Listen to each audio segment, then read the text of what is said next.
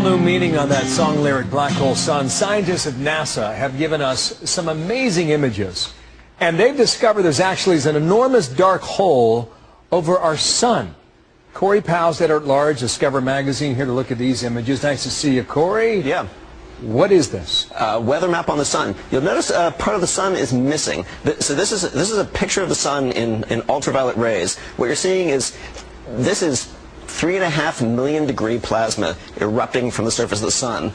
This part that's missing, the reason it's dark, is that whole chunk of the sun basically ripped off, blew out, and is coming our way at about 2 million miles an hour. Our way. Our way. That doesn't sound good. Well, I mean, this kind of thing happens all the time, but you don't very often see something that big. So I'm going to go all Carl Sagan on you here for a second. So this is about 80 times as wide as the Earth. If you're looking at the Earth on this scale, it's about that large. So this is an incredible chunk of the sun that's flying out. What happens when it hits our planet, it causes auroras, it wiggles the magnetic field. The thing you really worry about is it can disrupt your GPS, it can mess with your communication satellites, it can mess with your power lines. Is that like a solar flare? Or? So yeah, so these hot spots are where the things are really kind of intense and bubbling. This is where it's basically reached the point where it just kind of completely blew off. You're actually not seeing the hot gas here because it's no longer around the sun. It's coming into our face. Did we ever know this before, or did we not take note of it? Well, we know it's really very recent that we've even been able to see these things, and so we kind of knew, there's this constant low-level thing, a few $1 million a year damages, more or less, just our solar satellites, power lines, things. We knew that the sun was messing with us, and we didn't exactly know why.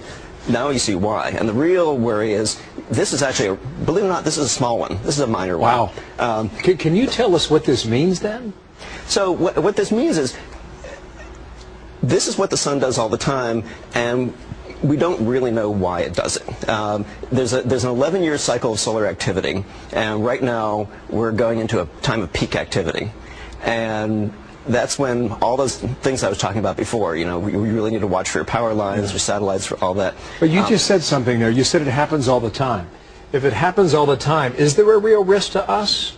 Well, or are we just noticing now? Well, so there's two parts. I mean, there's stuff like this. Like I said, this is actually not even a particularly bad one. So this is what happens all the time that we weren't really noticing, that now we're starting to understand and forecast. But there are much more intense ones. There was a giant solar flare in 1962, right before we really had a whole lot of satellites, an even bigger one in 1859. Wow. And if something like that happened again, that could cause a global blackout. You always talk about solar flares as the biggest danger on a large scale. So we will see. Corey, thank you. Excellent explanation. Oh, well, thank you. And we'll call you Carl Sagan next time, okay? Cool? Yeah, millions and millions of Earths would fit in this picture. Yeah, nice. There you go.